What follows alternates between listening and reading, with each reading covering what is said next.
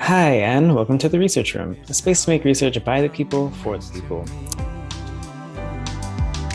Perfect synergy.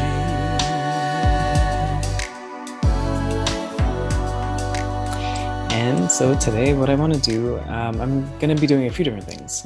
So first, I want to maybe call this something. I haven't really been calling this anything.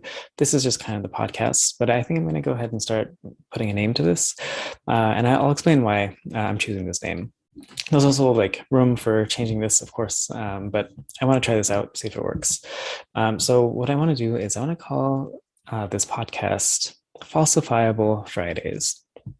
And so falsifiable, um, I know it sounds like it means like I'm trying to make like things fake or like something like that. But actually, like in research, it has an actual meaning. And so that meaning is to be able to I mean, it has to be something that is you can prove wrong. So sometimes we have claims, and we're allowed to have claims, we're allowed to have opinions and things like that, of course. But when it comes to science, we have to be thinking in the terms of falsifiability. And so if something is falsifiable, that means you can prove it wrong. You can get evidence to show that something is wrong. And so that's the whole point of like research. That's the whole point of why I'm talking about the things I'm talking about, is because I want you to be able to think, is this something that is, I mean, more or less right or wrong? I mean, it's very simply put, but like, and of course, there's like more complexity to it. But that's the whole reason, like, why we're here, is for me to give you some like good pieces of information. Great, maybe you can apply them, maybe you can't apply them. But regardless, you should be able to think for yourself, like, is this something that works for me or not? Is this something that I think will work for my friend or not? And how do you think about that? Is it something that scientists have claimed that actually has evidence with it? Or is it just something that you're thinking that has no basis for anything and also couldn't even be proved or disproved? So that is the title here, Falsifiable Fridays. It also has a nice little acronym to go along with it, and very much in the sense of science that has very crazy sounding like titles and things like that. I think I'm going to go ahead and stick with that tradition. And falsifiable is going to stand for articulating legitimate science into free information about beneficial, learnable evidence. And hopefully everything there really does encapsulate like what I'm trying to do here. So with that, I'm going to go ahead and start. Because today we're going to talk about habits. Last week we talked about habits like very generally, but this week I want to apply this to the domain of like food and diet and physical activity. And so here I'm going to be talking about how habits are related to losing weight. And I mean, the big thing here is yes, habits are definitely like one of the best ways to go about losing weight. It's hard, of course, so it's going to take some time. It's not going to be as fast as you might want. But if you do want to lose weight, then habits would be the way to go as far as actually losing weight in the first place and then keeping that weight off. If you can develop a habit, that's going to really help you to get there.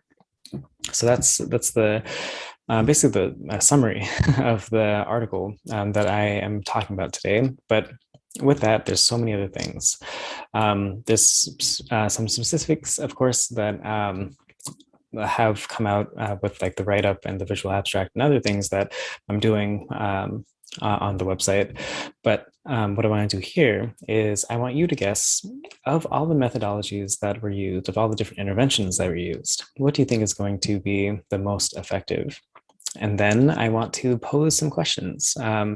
I don't necessarily 100% agree with all the claims that are here, even though this is, I mean, this has been a falsifiable thing. This is something that has gotten evidence to support some of its claims, but there's other claims that like I don't know if we can quite get along with just yet.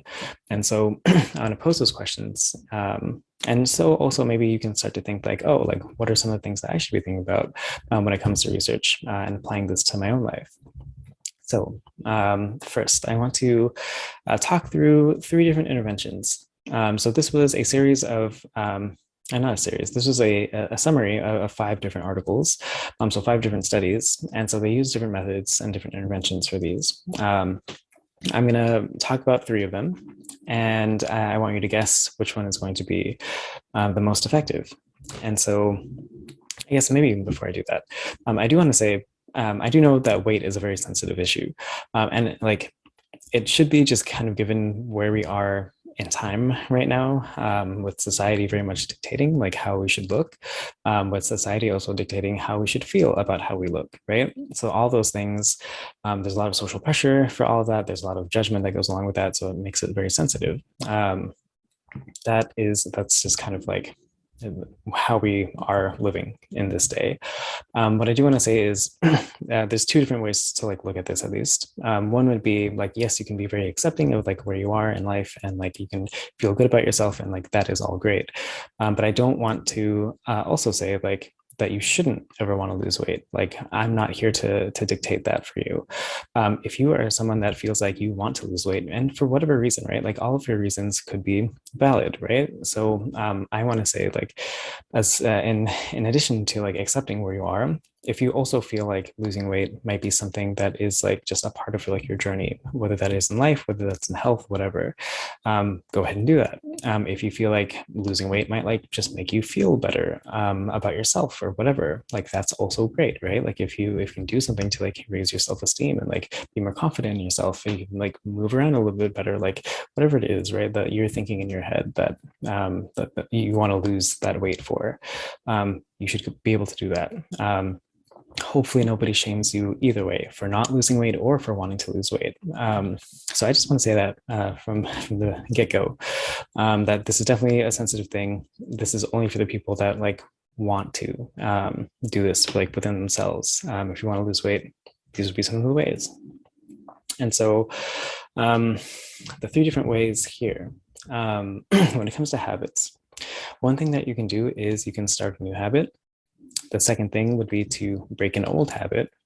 And then the third thing would be to do both. And so I'll go through each of these, at least like kind of briefly. And then I want you to be able to guess, what do you think is going to be the most effective, as like according to research here. So when it comes to starting a new habit, what people had to do in this case was that they wanted, the researchers wanted the participants to just try as many things as possible and do them repeatedly. So out of a set of 10 different things that they could do, just throughout the week, do these as much as possible. And so some of those examples might include eating reduced fat foods, walking 10,000 steps a day, standing up for 10 minutes every hour, being mindful while eating, or eating 5 portions of fruits and vegetables. And so all of these potentially would lead to losing weight. And so instead of just like do one of these as much as possible, you want to try to do as many of these as possible and really build that habit. Don't just like do it for a little bit and then give up, or think that like, oh, none of this is helping. Like stick with it and see if you can kind of make this more of an automatic thing in your life. Okay, so then that's all of the first option. The second option is to break an old habit. And so here, what they wanted people to do was they wanted people to get like creative. So if you're in a habit, right, like you're kind of stuck in the same kind of emotions all the time. So how do you break that? Is do something different, which is just like some of the things that people could have done. They could have, like, if they have to drive to work every day, maybe take a different route. Maybe if you want to like donate, actually like go ahead and donate to like some charity. Like go ahead, search a charity out, donate to them, and that's something that's like just, I mean, not something that you are habitually doing, right? And you're not just doing that every single day, potentially, probably. So go ahead and like do those things. And so with that, you want to be able to just like get anything that shifts the energy here. Instead of doing the same thing over and over and over again. Go to work, come back, do whatever that was, right? Like sneak some other things in there. and that'll help you break that old habit. That helps us like remind ourselves that like, hey, we're not just like X, Y, and Z. We also have all these other interests and all these other things that we are capable of, and like all of that, right? So all those other thoughts go into that and help you break that habit, whatever other habits that you might have had before. You can start to think that like, oh, like um, maybe I don't need to be living life the way that I have been. So then the last option here is to do both. And so if you do both, then one of the biggest things that you can do is like really change your environment, right? That's going to help you both create a new habit because like you're in a new space, you have other like options, things like that. And then also that helps you break an old habit because I mean, the different cues that you had before are no longer there. So if you're changing your environment up, you, and especially like in this kind of sense, you want to make sure that you are creating an environment that make sure that you are reducing any cues for like sitting down or like things like that, right? You want to have cues like help you like get up and get going. Maybe that is also to maximize like whatever like eating like habits that you want to develop. So that could be like just making things convenient for you, that things are nearby, and make sure that you have like your refrigerator like well stocked or whatever. So that's last option is to do both. And so here, when it comes to what was actually the most effective, hopefully like you've thought about this a little bit while I've been talking. And I think like maybe you think like, oh, it's obviously both, right? You want to start a new habit, you want to break an old habit. Actually, that's not the case.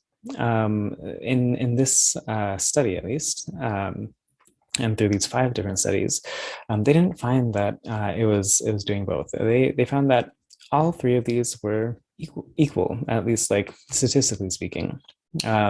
Yes, of course, there's little differences, but those differences don't really amount to anything that is different, at least not on average.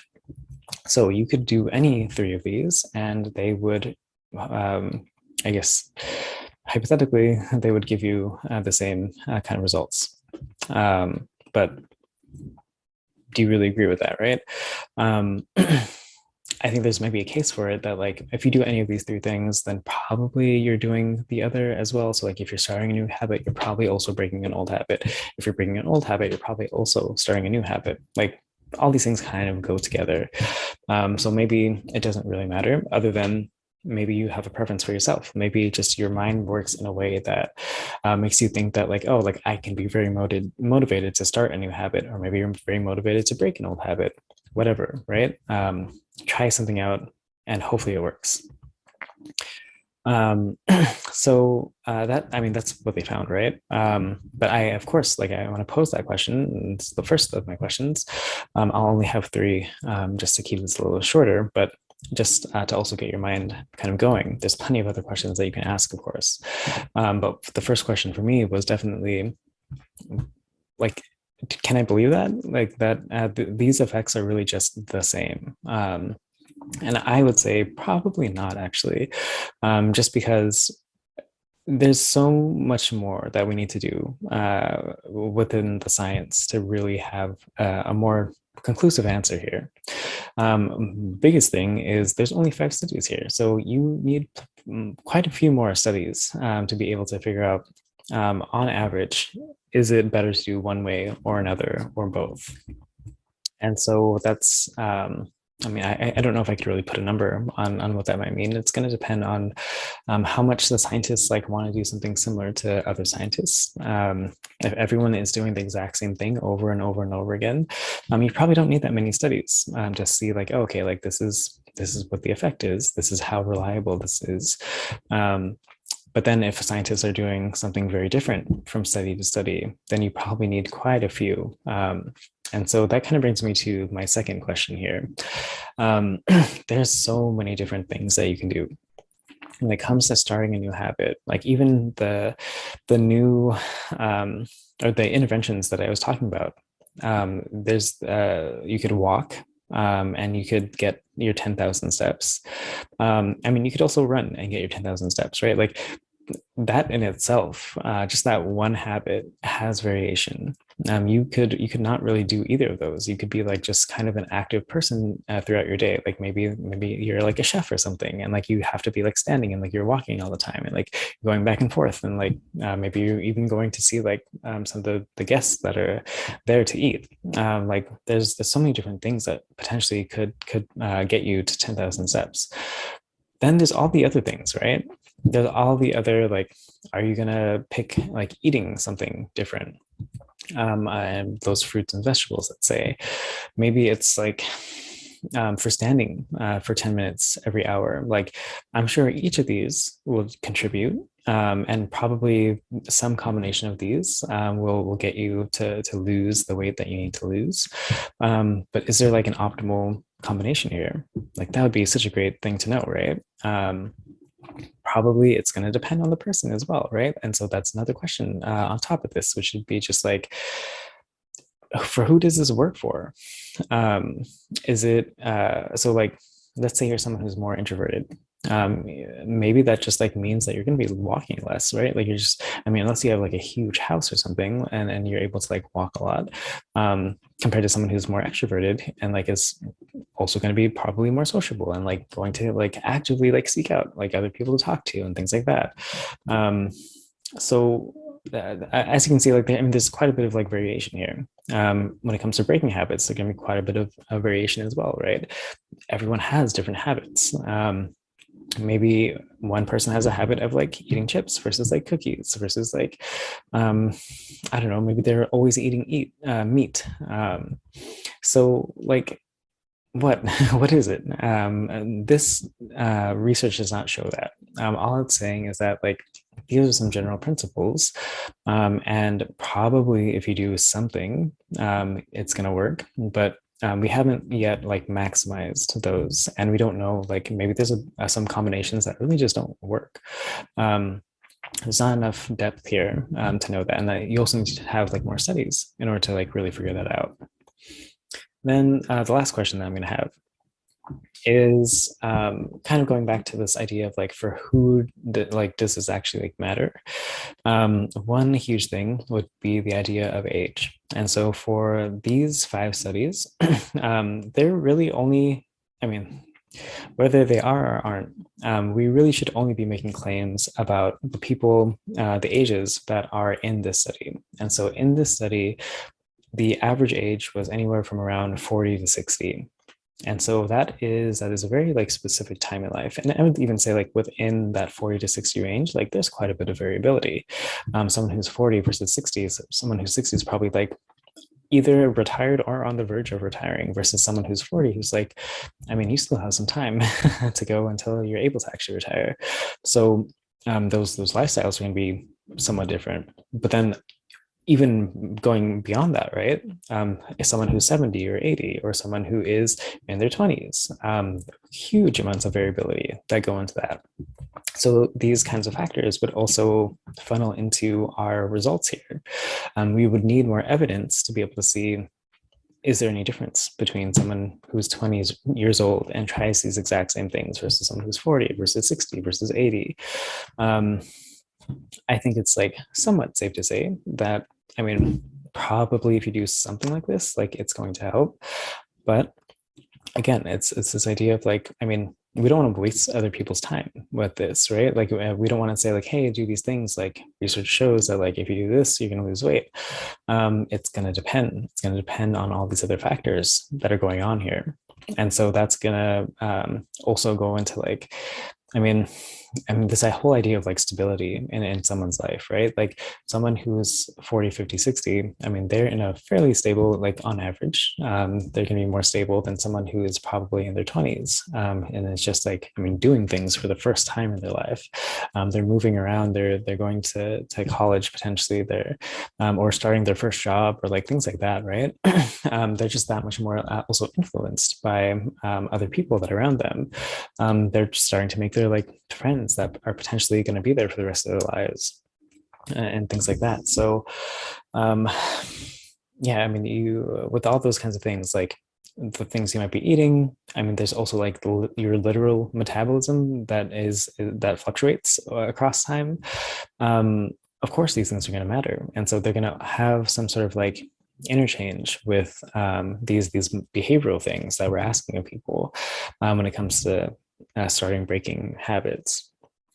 And so, yeah, I mean, I think that's the basic thing here. And I'm going to try this format out a few times. I'm going to see if it works out. And I mean, the basic thing is like always with all of these things, I hope that you're like thinking about like, is this something that I actually like can trust here? And I mean, there's no simple answer, unfortunately. Like this is like there might be some times where it's like a very like black and white sort of thing. Like, yes, I can trust this. No, I can't trust this. But unfortunately, like it usually falls somewhere in the middle. Research is not something that is just like giving you the answers. Unfortunately, again, right? We want those answers. We want to know how to live our lives. But I mean, this, as I've already like kind of shown here, and I'll continue to show, there's always going to be all these other factors that might be changing this. And so we should be thinking about that. And then at some point, it's either like there's enough evidence here. This is enough like my own life. This is enough like the kind of things that I want to do that I think it's going to be beneficial. And then for others, it's not going to be like that. And hopefully scientists are always paying attention to these kinds of things as well. That doesn't always happen, but hopefully that is the case. And so with that, I'm going to go ahead and end this episode. Thank you. Thank you for your time. I am going to be continuing with habits for the next couple of weeks. Next week, I'll be talking about positive psychology interventions and how that might, again, interact with this idea of like habits and like lifestyle changes. And then I'm going to end with social media use and the habits that are there, and hopefully also how we can start to like break some of those habits if they are there. And so everything that I do, you can go ahead and find on our website, which is roomforresearch.com. And then we also have everything on social media, which is at Room for Research. And so with that, thank you for your time again, and I will see you next week. Bye for now. With the sun